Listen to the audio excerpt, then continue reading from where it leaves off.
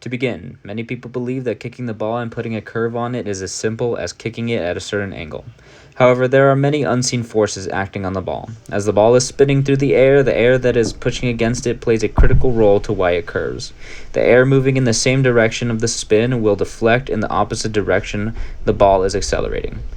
The other side of the ball is then met with opposing air, going straight, making the air go to the right or left, making the ball curve the other way. This is Newton's third law in action. Further dissecting forces that act upon the ball, the Magnus effect is the force acting on a spherical object flowing through a viscous fluid such as air. The equation of the Magnus effect is the Magnus force vector equals the air resistance coefficient across the surface of an object times the velocity of the fluid and angular velocity of the vector of the object. The Magnus effect was discovered by no other than Heinrich Magnus in 1852 while experimenting with the accuracy of gunshots. This led to the manifestation of Bernoulli's theorem, which states that fluid pressure decreases at points where the speed of the fluid increases. A further detailed explanation of these forces is the Magnus force is the sideways force acting on a spinning spherical object through a fluid. The direction of this force depends on the direction of the object and its axis of rotation. The weight/gravitational force is the force that is directed towards the center of the Earth. The direction of this force is pointing downwards. The magnitude of weight depends on the mass of the object. We must also take into consideration the other forces that are acting upon the ball.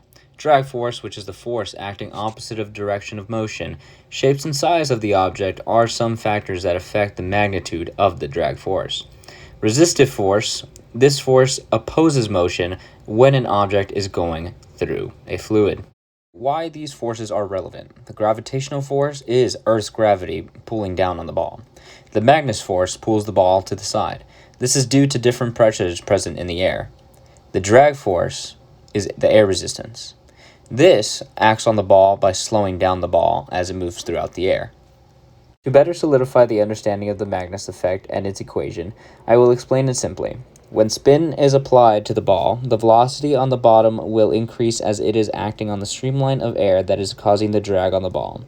This decreases the other end because the streamline and rotational velocity are now acting in the opposite direction. With the pressure difference now present, this will cause the ball to deviate to the side with a higher velocity.